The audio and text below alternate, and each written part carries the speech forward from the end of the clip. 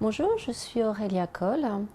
Je suis mariée, je suis maman de 3 enfants. Je suis actuellement hôtesse de l'air après de longues études d'histoire et je vis en Auvergne où je suis entourée donc de ma famille, de mes chevaux parce que je suis cavalière et de mon écriture.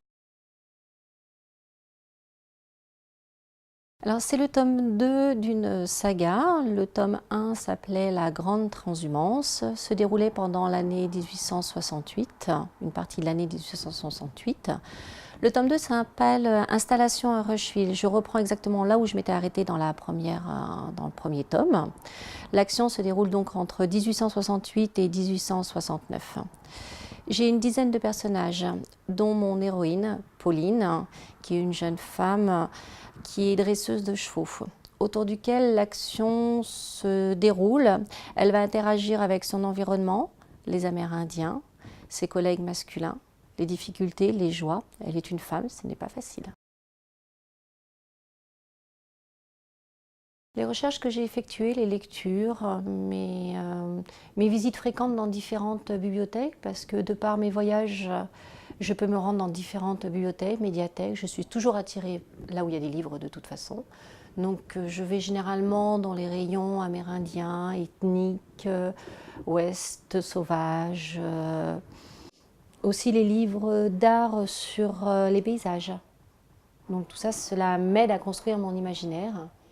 Et puis ma vie de tous les jours, mes rencontres différentes.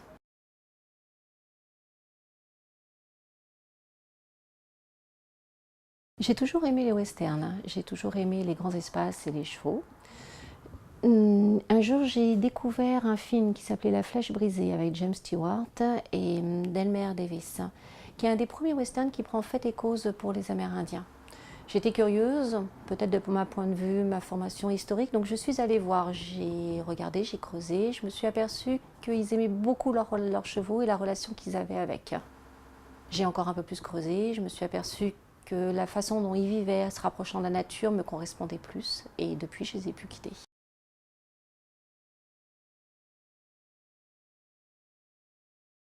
J'ai une formation historique, j'ai fait mes études d'histoire. Écrire sur les Amérindiens avec une date précise de début et de fin, ça me paraissait évident de suivre une trame historique. Je ne suis pas collée à la réalité historique, mais ça a permis de poser mes fondations et de pouvoir broder tout autour et de laisser mon héroïne évoluer dans un cadre.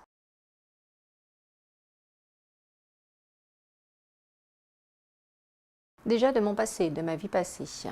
Ensuite, mon héroïne, Pauline, a plus ou moins les traits de mon aîné, dont je tairai le nom ici. Je la vois grandir, je la vois évoluer avec ses concitoyens, avec ses contemporains. Sa façon d'être, sa façon de penser, c'est ce qui m'intéresse. Pauline vient de là, principalement. Après, mes autres personnages viennent de mon entourage. Ils viennent aussi de mes rencontres diverses et variées. J'ai la chance de pouvoir, encore une fois, beaucoup voyager. Je rencontre différentes personnes, des gentils, des moins gentils. Ça me permet de créer mon imaginaire très facilement.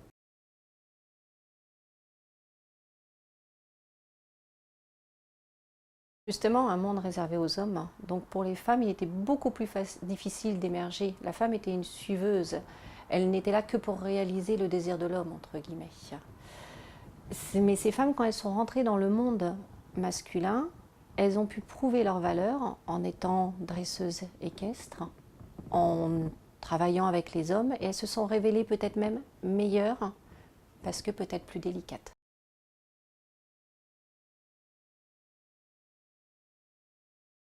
Tout d'abord, croire en ses rêves, se donner les moyens de le réaliser, pour ça il faut travailler. Mais aussi garder à l'esprit que l'humanité est différente. Et c'est en se mélangeant, en allant les uns vers les autres, que l'on pourra tracer notre chemin tranquillement. J'ai de la matière pour le tome 3, voire pour le tome 4. Après, cela va dépendre, je pense, des recherches, de la trame historique, encore une fois, et puis de la rencontre peut-être du public. Continuer à faire partager ma passion, écrire le tome 3, qui est déjà bien avancé, ouvrir le tome 4, continuer à voyager, continuer l'interaction avec mes enfants et mes chevaux. J'espère que Pauline et sa jument Salty, au travers les différentes rencontres qu'elles vont effectuer, vous emmèneront faire un très agréable voyage. Merci beaucoup.